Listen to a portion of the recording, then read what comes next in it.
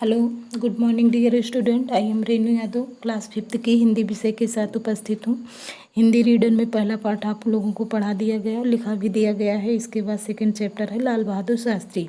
इस पाठ को आप लोग ध्यान से समझिएगा क्योंकि कोई भी चैप्टर आपको दोबारा नहीं पढ़ाया जाएगा। और चैनल को सब्सक्राइब भी कीजिए। लाल बहादुर शास्त्री का जीवन हर उस छोटे बच्चों के लिए प्रेरणा का प्रतीक है जो अभावों में जी रहा है।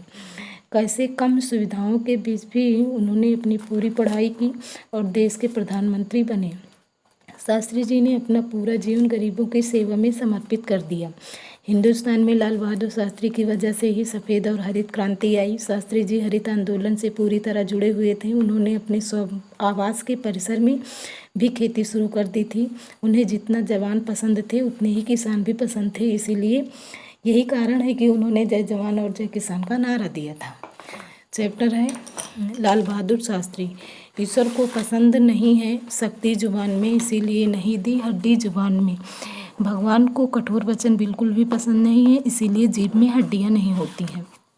ये पंक्तियां उस महापुरुष की है जिन्हें हम गुदड़ी के लाल मानते हैं, लाल बहादुर शास्त्री की, जिन्होंने नारा दिया था जय जवान जय किसान। जिनके जीवन का लक्ष्य था मधुर वचन, मधुर मतलब मीठा, उच्च विचार। वे थे हमारे भूतपूर्व प्रधानमंत्री लाल बहादुर शास्त्री। इतना ही नहीं, 2 अक्टूबर इतिहास का ऐसा दिन है जिस दिन 2 महापुरुषों ने जन्म लिया था। पहले राष्ट्रपिता महात्मा गांधी और दूसरे लाल बहादुर शास्त्री।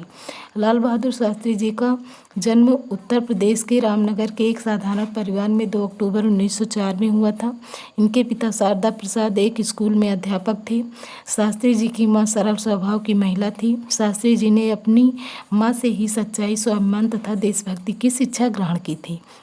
जब शास्त्री जी केवल 1.5 वर्ष के थे तभी इनके पिताजी का देहांत हो गया, मतलब इनके पिता की मृत्यु हो गई थी। इनके परिवार पर मुसीबतों का पहाड़ टूट पड़ा, मतलब जब पिता एक्सपायर हो गए तो काफ़ी परेशानी आ गई। परंतु शास्त्री जी की माँ इतनी स्वाभिमानी थी कि उन्होंने किसी के आगे अपने हाथ नहीं फैलाए, मतलब किसी से कुछ सहायता नहीं मांगी। वे उन्हें लेकर अपने पिता के घर चली गई, मतलब शास्त्री जी की माँ शास्त्री जी को लेकर अपने पिता के घर चली गई। शास्त्री जी को नाना हजारी प्रसाद खूब लाड प्यार करते थे, मतलब उन्हें बहुत प्रेम करते थे। उनके पास रहकर शास्त्री जी कुछ समय तक पढ़े, परंतु उनके नाना का भी देहांत हो गया और फिर से उन पर विपत्तियों का पहाड़ टूट पड़ा। अपनी पढ़ाई पूरी करने के लिए वे मामा के घर बनारस आ गए और किसी तरह अपना गुजारा करने लगे। ये लाल बहादुर शास्त्री के विषय में है। इसके बाद इस चैप्टर के बाकी और भी 2-3 पेज में है लाल बहादुर शास्त्री के बारे में।